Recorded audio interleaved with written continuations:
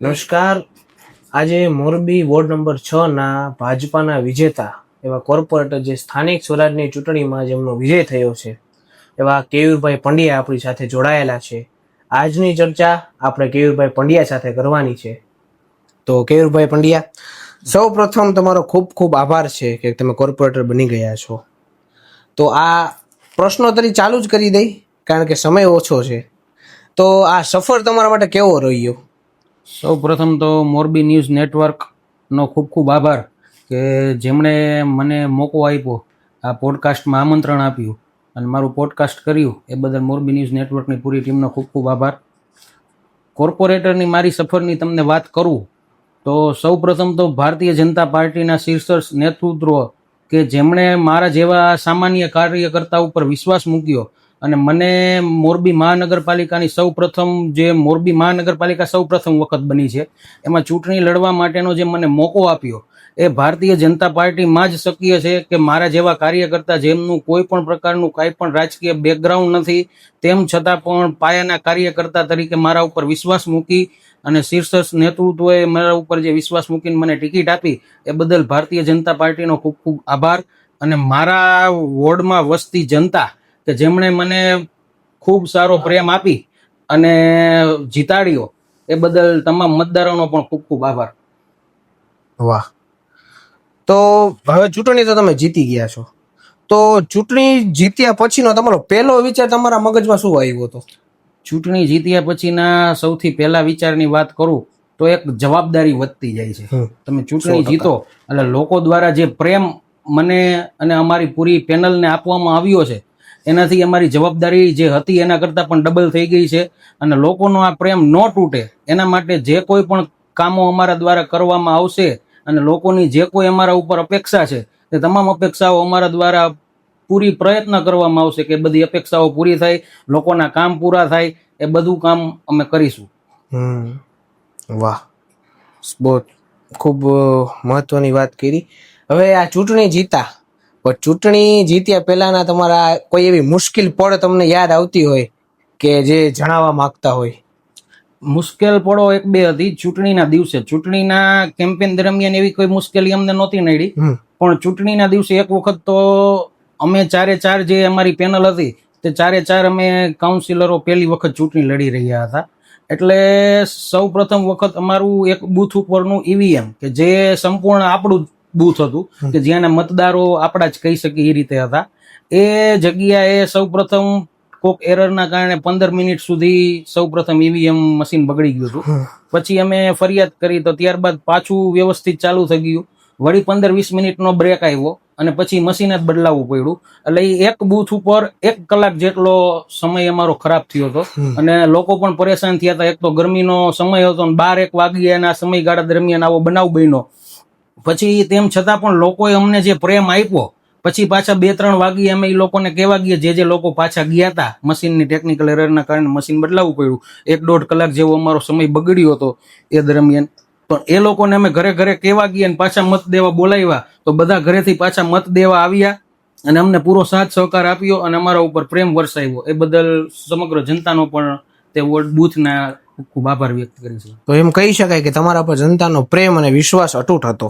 હા. તો આ ઘટના એક પ્રશ્ન આવ્યો છે કે સૌથી વધારે જો લોકોને કનેક્ટ કરવામાં મદદરૂપ થયું હોય તો એ શું થયું? સોશિયલ મીડિયા થયું છે કે જે તમે ડોર ટુ ડોર ગયા હતા? આ બેમાંથી શું તમને એમ લાગ્યું કે જાજુ ઇફેક્ટિવ હતું? હાલના સમયમાં સોશિયલ મીડિયા તો ખૂબ જ મહત્વનું કાર્ય છે. સોશિયલ મીડિયા વગર તો કોઈ વસ્તુ અત્યારે પોસિબલ જ નથી. તમારે કોઈ પણ વસ્તુનો પ્રચાર કરવો હોય તો 10 મિનિટના અંદરની અંદર લોકો સુધી પહોંચી જાય. એ સોશિયલ મીડિયાથી બધું પોસિબલ છે. પણ ખરેખર ચૂંટણીની અંદર જે ગ્રાઉન્ડ વર્ક રહ્યું એ ખૂબ જ મહત્વનું છે. એ અમને આ વખતે જરૂર શીખવા મળ્યું. કારણ કે ડોર ટુ ડોર જે ભારતીય જનતા પાર્ટીના કાર્યકરો પહોંચી શકે છે. તમને ઘણા બધા ગામમાં એવી પણ રિઝલ્ટ આવે પછી અફવા ફેલાય છે કે ઈવીએમ મશીનમાં આમ છે ને ઈવીએમ મશીનમાં તેમ છે, પણ એ લોકો ડોર ટુ ડોર, ઘર ટુ ઘર સુધી પહોંચી જ નથી શકતા. બીજી કોઈ પણ પાર્ટીના તમે નેતાઓ જોઈ લેશો તો તમને એ ક્યાંય જોવા જ નહીં મળે, સોશિયલ મીડિયામાં જ જોવા મળશે. એને ડોર ટુ ડોર શું, કેટલા ઘર, હું તો ત્યાં સુધી કહું છું કે એ લોકો નેતાઓ બીજા નેતાઓને પોતાના વોર્ડની અંદર કેટલી શેરીઓ આવે છે, કયા કયા ઘર આવે છે, ક્યાં સુધીનો વિસ્તાર આવે છે તે પણ ખબર નથી હોતી. તે લોકો ખાલી સોશિયલ મીડિયા ઉપર જ કેમ્પેઇન ચલાવે છે અને આખી હવા ઊભી કરે છે, પણ જમીન ઉપરનું કોઈ વર્ક હોતું નથી. એ ભારતીય જનતા પાર્ટીના કાર્યકરો જ કરી શકે. પૂરી ટીમ ડોર ટુ ડોર પ્રચાર કરે. એટલે જેટલું સોશિયલ મીડિયાનું મહત્વ છે એના કરતા ડબલ 2 ગણું મહત્વ ગ્રાઉન્ડ ઉપરના વર્કનું છે. સોશિયલ મીડિયા પણ જરૂરી છે, પણ ગ્રાઉન્ડ ઉપરનું વર્ક તો એના કરતા પણ વધુ જરૂરી છે. તે ન હોય તો ખાલી સોશિયલ મીડિયાથી તમે કંઈ જ ન કરી શકો. 100% તમારી વાત સાચી. કારણ કે લોકોને મળવું જરૂરી છે. લોકોની તકલીફ જે રૂબરૂ આપણે મળી શકી એ સોશિયલ મીડિયાથી શક્ય નથી. તો આ જીત પાછળનો તમારો બિગેસ્ટ જો તમારો ફેક્ટર કેવો હોય તો તે શું તમે કહી શકો? લોકોનો પ્રેમ જે અમને મળ્યો ને, લોકો દ્વારા અમે ડોર ટુ ડોર પ્રચાર કરતા હતા. સૌ પ્રથમ તો તમને કહી દઉં કે મોરબી નગરપાલિકા સુપરસીડ થઈ ગઈ હતી, ત્યારથી અત્યાર સુધીમાં 2.5 વર્ષ જેટલો મોટો સમયગાળો થઈ ગયો હતો કે જ્યારે વહીવટદારનું મોરબીમાં શાસન હતું. એટલે લોકોને અમે મળતા હતા ને, અમને પેલા એક પ્રકારનો ડર હતો શરૂઆતમાં કે લોકો પાસે જાસી તો લોકોને અમારા ઉપર કામનું ને એવું, પણ જે રીતે લોકોએ અમે ડોર ટુ ડોર પ્રચાર કર્યો અને જે રીતે લોકોને અમારા ઉપર વિશ્વાસ હતો, અમે 4 યુવાનો છીએ વોર્ડની અંદર જે પેનલમાં 4 અમે આવ્યા છીએ, 4 પહેલી વખત ચૂંટણી લડીએ છીએ અને 4 યુવાનો છીએ. પણ લોકો દ્વારા જે અમને પ્રેમ આપવામાં આવ્યો ને એ ખરેખર અમારા માટે અકલ્પનીય હતો. દરેક શેરીઓ ગલીઓમાં અમારા માટે અમે જઈએ, પેલા ઠંડાની વ્યવસ્થા, ચા પાણી, બધી વ્યવસ્થા. એક પણ શેરી એવી નહીં હોય જેણે અમારા માટે કોઈ પણ પ્રકારની કઈ વ્યવસ્થા. સ્વાગત કેમ કરતા હોય, અમે પ્રચાર કરવા જતા હતા પણ એ લોકો અમારું સ્વાગત કરતા હોય એ રીતે આખો માહોલ ઉભો થઈ ગયો હતો ડોર ટુ ડોર પ્રચારમાં. વાહ. તો તમે એમ કહો છો કે વેલકમ કરતા હતા, તો એટલો પ્રજાનો તમારા પર વિશ્વાસ હશે. તો હવે થોડીક વોર્ડ પર વાત આવી કે તમારા વિસ્તાર જે તમારો વોર્ડ નંબર 6 છે એનો સૌથી મોટો મુદ્દો કયો છે અને તેને સોલ્વ કરવા હવે તમારી તૈયારી શું રહેશે? સૌથી મોટો મુદ્દો મારા માટે હું માનું તો વોર્ડ નંબર 6 એટલે એક જૂનો વિસ્તાર. જૂનો વિસ્તાર એટલે કે જૂનું ગામ, જે રાજાશાહી વખતનું જે જૂનું મોરબી ગામ હતું તે આખું ગામ અમારા વોર્ડની અંદર આવે છે. તમામ શેરીઓ ગલીઓ અમારા વોર્ડની નાની નાની શેરીઓ હોય છે. હવે ત્યાં વર્ષોથી ખુલ્લી ગટરોની સિસ્ટમ છે કે ત્યાં તમે ગમે તે શેરીમાં જાઓ તો ખુલ્લી ઓપન ગટરો જોવા મળે. સૌથી પહેલું અમારું અત્યારે કામ એ છે કે એ ખુલ્લી ગટરો રહીને એ બધી ગટરને અંડરગ્રાઉન્ડ ગટર કરવાનું પ્લાનિંગ છે. અને તે નગર દરવાજાથી દરબારગઢના ચોક સુધીનો આખો જે વિસ્તાર મેઇન રોડ આવે છે ત્યાં 2 બાજુનો વિસ્તાર જે આવે છે, ઓલી બાજુ કુબેરનાથ મંદિર બાજુ આપણે મોચી ચોક ને મોચી શેરી ને ઈ બાજુનો અશોકલાઈ ઢાળ અને ઈ બાજુનો વિસ્તાર, અને આ બાજુથી પારેખ શેરી, બુઢા બાવાની શેરી, લક્ષ્મીનારાયણ શેરી, ઈ બાજુના વિસ્તારની બધી ગટરો અંડરગ્રાઉન્ડ થઈ અને ત્યાં સુધીથી અંડરગ્રાઉન્ડ આખું નેટવર્ક કરી અને અંડરગ્રાઉન્ડ પાણીની લાઈન તો છે જ, અંડરગ્રાઉન્ડ ગટર પણ થઈ જાય અને વાયરિંગ પણ જે થાંભલા ને એ બધું છે એ પણ અંડરગ્રાઉન્ડ વાયરિંગ થઈ જાય. તે આખું કામ કરીને પછી રોડ રસ્તાના કામ કરવાની ગણતરી છે. જે પેલા કહેવાતું કે મોરબી એ સૌરાષ્ટ્રનું પેરિસ છે, એ પ્રમાણે તમારું કાર્ય કરવાની આગળની શક્તિ રહેશે. તો એક લોકોનું મંતવ્ય એવું હોય છે કે ચૂંટણી જીત્યા પછી કે વચનો ભૂલાઈ જાય છે, તો તમે શું કરશો આગળ કે જેના લીધે લોકોનું આ મંતવ્ય બદલે? ઘણા લોકો એવું કહે છે કે ચૂંટણી જીત્યા પછી વચનો ભૂલાઈ જાય છે, પણ એક એવા લોકોને વચનો ભૂલાઈ જાય કે જેને સ્પેશિયલ આ જ કરવું હોય. મારું બેકગ્રાઉન્ડ રહ્યું તો હું વ્યવસાય સિવિલ એન્જિનિયર છું. હું બિલ્ડિંગ પ્લાનની એવી પ્રેક્ટિસ કરું છું, ટેકનિકલ વેલ્યુએશન રિપોર્ટ આપું છું. મને એક સેવાનો શોખ છે કે મારે કંઈક લોકો માટે કરવું છે, મારે કંઈક કામ કરવું છે. એના માટે હું રાજકારણમાં આવ્યો છું. સ્પેશિયલ ચૂંટણી લડવા માટે કે હોદ્દો લેવા માટે કે હોદ્દો લઈને બેસવા માટે કે એનો ઉપયોગ કરવા માટે હું નથી આવ્યો. મારે લોકોના કામ કરવા છે એટલા માટે હું આવ્યો છું. એટલે એક પણ વચન ન ભૂલાય એની હું મારા મતદારોને ખાતરી આપું છું. વાહ, ખૂબ સરસ. હવે કોર્પોરેટર બન્યા, એટલે કોર્પોરેટર તમે બન્યા તો પ્રેશર વધ્યું તો પાવર ફીલ થાય છે તમને? હું મારા મતે આમાં કોઈ પાવર ફીલ થાય એવું માનતો નથી, પણ પ્રેશર જરૂર વધે એ તમને. કારણ કે લોકોએ જ્યારે તમે પહેલી વખત એક તો ચૂંટણી લડતા હો છો, પહેલી વખત ચૂંટણી લડી અને લોકો તમારા ઉપર આટલો અપાર પ્રેમ વરસાવે ત્યારે તમને એક વખત એમ થઈ જાય કે મારા ઉપર લોકોએ આટલો પ્રેમ વરસાવ્યો છે તો હવે લોકોને જે મારા ઉપર અપેક્ષા છે એ અપેક્ષા ઉપર મારે કોઈ પણ શરતે કોઈ પણ કાળે ખરું ઉતરવું પડશે. એટલે એના માટેનું એક પ્રેશર હોય. પણ હું માનું છું કે જ્યાં સુધી તમારા ઉપર પ્રેશર ન હોય ને ત્યાં સુધી તમારાથી કામ ન થાય. એટલે એ વાતમાં પણ એગ્રી છું કે તમારા ઉપર પ્રેશર હોવું જોઈએ. જ્યારે કોઈક વ્યક્તિ ઉપર તમે પ્રેશર કરો કે પ્રેશર થાય ને ત્યારે જ એ વ્યક્તિનું 100% કામ બહાર નીકળે. એટલે પ્રેશર જે મને લોકોએ પ્રેમનું આપ્યું છે એ પ્રેશર મારા ઉપર છે અને એના માટે હું પૂરેપૂરું જેટલું મારાથી બનતું હશે તમામ કામ કરવા તૈયાર છું. બરોબર છે. હવે કોર્પોરેટર છે એટલે કે જાહેર જીવન કહેવાય કે એક ફેમિલી મેન તરીકે જ્યારે તમે તમારા ફેમિલીમાં કેવો તમારો અભિપ્રાય હતો, ફેમિલીનો તમારો કેવો અભિપ્રાય હતો કે તમે કોર્પોરેટરની ચૂંટણી લડ્યા અને એનું રિએક્શન શું હતું કે જ્યારે તમે ચૂંટણી જીતી ગયા તો તે વચ્ચેનું કાંઈ તમે કોર્પોરેટર એટલે મેં તમને કીધું એમ મારું કોઈ બેકગ્રાઉન્ડ મારા પરિવારમાંથી કોઈ રાજકીય જીવનમાં અત્યાર સુધી હતું નહીં. હું પ્રથમ રાજકારણમાં આવ્યો આજથી 5 વર્ષ પહેલા. 2 ટર્મ મેં શહેર યુવા મોરચાના ઉપપ્રમુખ તરીકે જવાબદારી સંભાળી હતી. પછી 1 વર્ષ સુધી ચાલુ જ ટર્મ હતી મારી, ત્યારે જ મને ટિકિટ આપવામાં આવી. શહેર ભાજપના ઉપપ્રમુખ તરીકે હું હતો અને પછી મને કોર્પોરેટરની ટિકિટ આપી. મારું કોઈ જ પારિવારિક બેકગ્રાઉન્ડ રાજકારણનું નથી. અને ઘરે બધાને એમ થાય, અત્યાર સુધી બધાના મગજમાં એમ જ કે રાજકારણ એટલે આપણું કામ નહીં, સીધા સાદા લોકોનું, સીધા સાદા પરિવાર કે જે સીધી લીટીમાં ધંધો કરતા હોય એનું રાજકારણમાં કામ નહીં. પણ હું જ્યારથી કોલેજમાં હતો અને મેં બધું વાતાવરણ જોયું ત્યારથી જ હું કહેતો કે ભાઈ એ બધું તમારે જો સુધારવું હશે તમારે પોતે રાજકારણમાં જવું પડશે.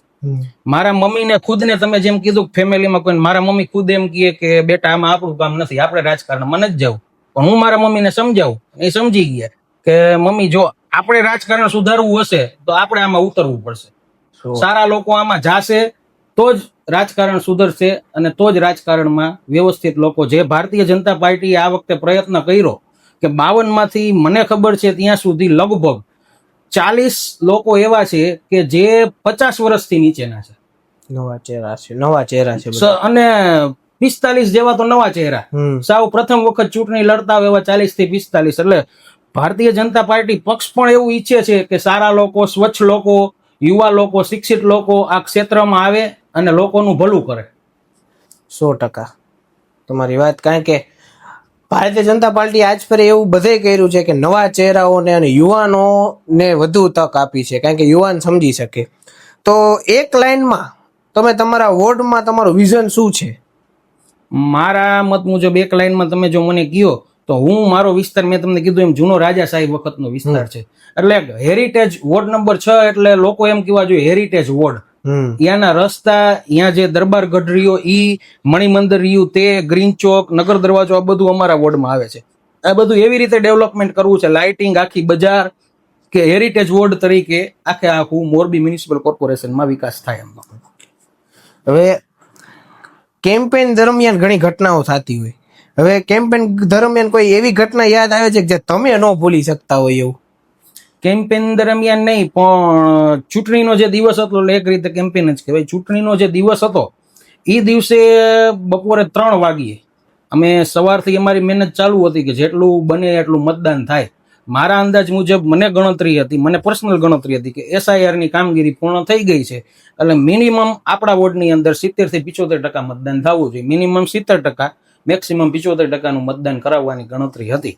પણ બપોરે 3 વાગ્યા અમે સતત અમારા પ્રયત્નોમાં હતા, આંકડા પણ 2 કલાકે લેતા હતા, પણ બપોરે 3 વાગ્યા ત્યારે અમે જોયું તો 39% મતદાન થયું હતું ફક્ત. એટલે પછી બધા ભેગા થયા, ફોનથી, ટેલિફોનિકથી જે બધા મતતા હતા, પણ જેટલા બૂથ ઉપર જે લોકો હતા ટેબલ ઉપર બેઠા હતા બારે, એ બધાને કહી દીધું કે હવે આપણે ટેબલ મૂકવા પડશે અને ડોર ટુ ડોર આપણે નીકળી જાય, જેટલાને મતદાન બાકી હોય તે બધાને આપણે મતદાન ફરજિયાત કરે અને મતદાન સ્થળ સુધી પહોંચાડી અને મેક્સિમમ મતદાન થાય એટલું મતદાન કરાવીએ.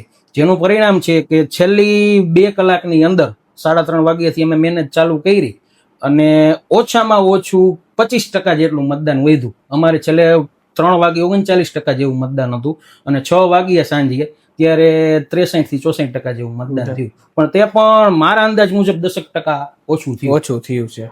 ના, તોય તમારી મહેનતને રંગ આપ્યો. તમારી સૌથી મોટી સ્ટ્રેન્થ અને વીકનેસ તમે શું માનો છો? મારી સૌથી મોટી સ્ટ્રેન્થ હું આખી ચૂંટણી દરમિયાન કે હાલમાં કે કોઈ પણ જગ્યાએ માનતો હોય તો છેલ્લા 3 વર્ષથી અમારા દ્વારા કે અમારા ગ્રુપ દ્વારા જે મયુર નગરિકા રાજા ગણેશ મહોત્સવ લબ્ધિરવાસ ચોક ખાતે અમારા દ્વારા આયોજન કરવામાં આવે છે, ત્યાં જે ગ્રુપ બન્યું છે અમારું, એ મારી સૌથી મોટી સ્ટ્રેન્થ છે.